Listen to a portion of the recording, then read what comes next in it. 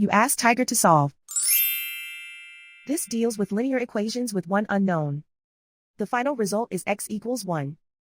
Let's solve it step by step. Group all x terms on the left side of the equation. Subtract 8x from both sides. Group like terms.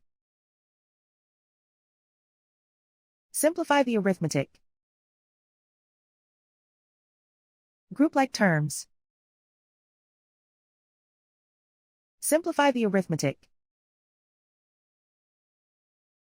Group all constants on the right side of the equation. Subtract 6 from both sides. Simplify the arithmetic.